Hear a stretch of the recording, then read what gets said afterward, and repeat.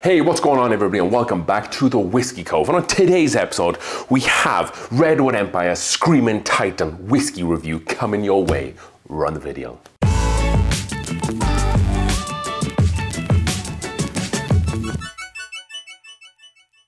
Alright then folks, thank you for joining us for another new episode of the Whiskey Cove. As you can see, we have a brand new release here in front of us. This is Screaming Titan from the Redwood Distillery in Northern California. This is a wheated bourbon, and I think this is the first one for a very long time, if any time, that has been a blend of different distillates that is not from the Redwood Empire Distillery, because the blend on this guy is their own distillate, but then also produced in Indiana and Kentucky. We know Indiana's MGP. We're unsure of what the Kentucky one is at this point. This is batch one. This, like I said, this is a wheated bourbon. This is coming in at 4% malt, 7% rye, and then 59% corn, and then also the wheat, 30% wheat. Toasted and char number 3. Proof is 96 proof, so 48% ABV, and like I said, batch number 1 there. So this whiskey, I'm a big fan of Redwood and all the great stuff that they're putting out, but this whiskey has the potential to be a very great and very fun whiskey. I hope that it is going to be that. It doesn't say the specifics of the age because, like I said, it is a blend, but it doesn't talk about the age statement there at all. Most of the time they do talk about the age statement on the back. This is a 4-grain mash bill made up of at least 30% wheat. This small lot release is composed of hand-selected barrels at least 5 years old. So they say at least 5 years, but they don't go into the specifics of each blend there. The wheated bourbon is a testament to our passion, patience, and pioneering spirit. So some proceeds from this does go into Trees for the Future. So it says, buy a bottle and we'll plant a tree, which is a pretty cool way to give back. So if you know me here on the Whiskey Cove, I do really like wheated bourbons, and this being a wheated bourbon, like I said, it has the potential to be excellent. I really hope it is. Let's stop talking and get on with the video here.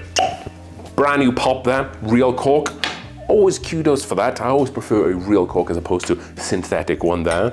Pouring the whiskey in the glass here, just letting it breathe for a little bit as we kind of explore the bottle. It has a nice like charcoal grey label over the top that tells you small lot series and batch 1.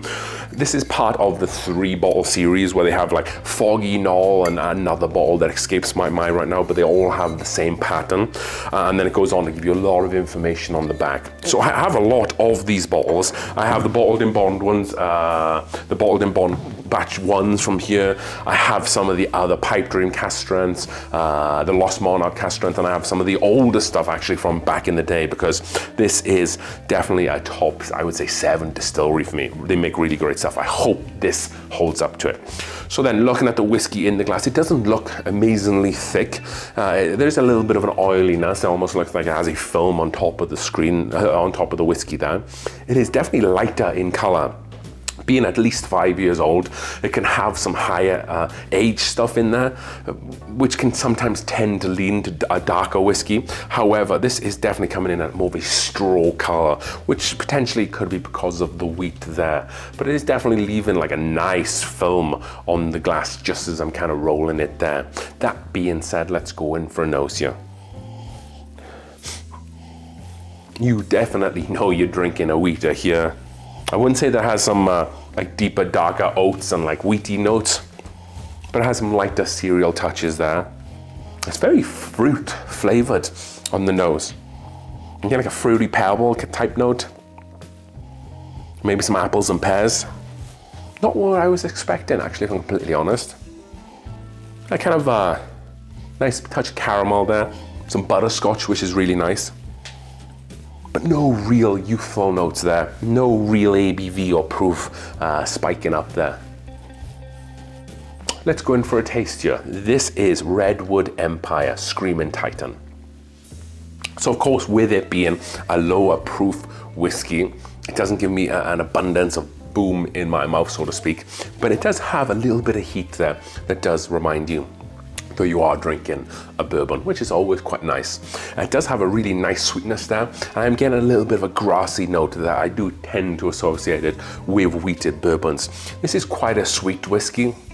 The butterscotch, some of those caramel notes are definitely carrying over from those notes.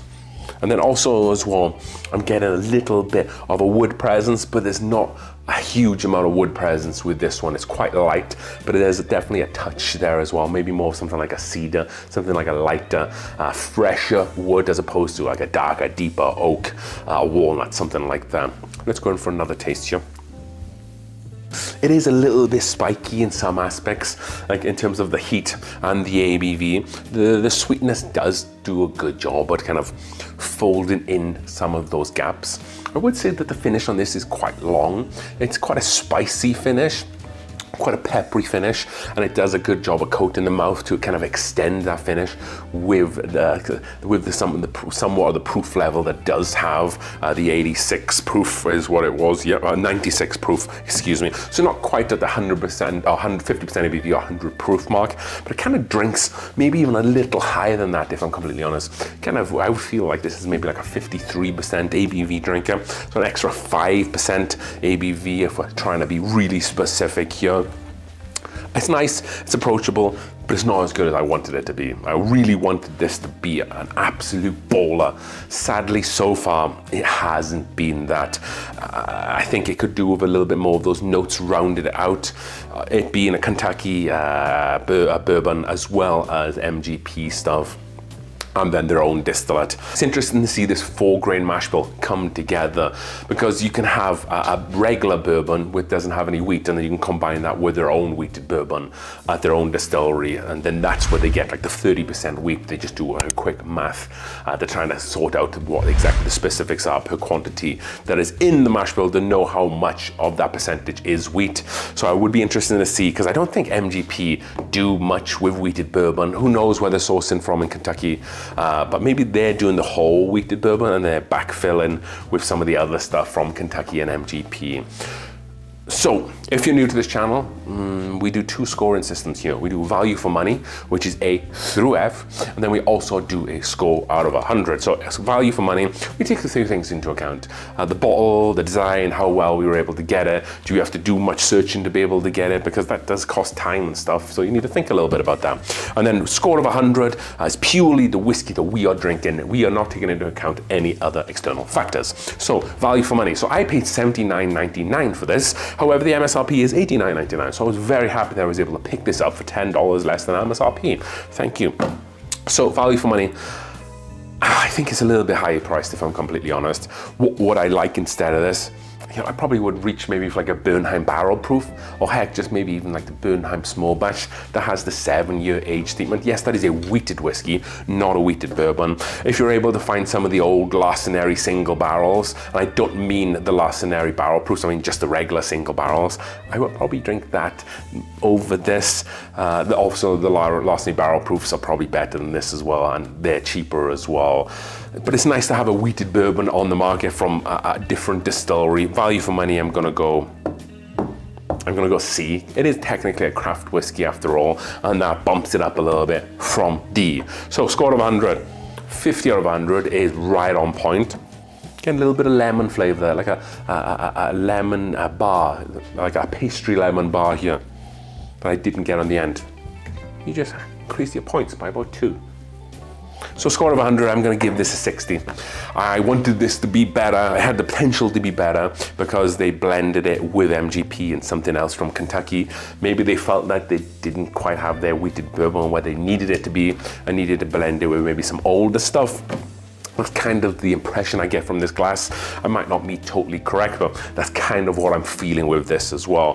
$80, that's a lot of money, but it is craft, and this is a distillery that I do like. However, I think that it's a good offering. I just think there are other better wheated bourbons on the market for a little less money. So hopefully you've enjoyed this video here, and if you can find this, then yeah, maybe buy it as like a one-time thing if you're someone who's a big wheated bourbon fan or you like the distillery. But if you're just trying to get value for money and you're trying to find a good wheated bourbon, stick to the Larcenary and the Larcenary barrel proof. So heck, Maker's Mark all day long. The private barrel selects, the wood finishing series, that's definitely better value than this. They're like, what are they, about $70, $75, so a little like $15 less than this, so that is what I would go for. So as we drink through the world's whiskeys one glass at a time, Screaming Titan by Redwood Empire was fun. 60 out of 100. Cheers.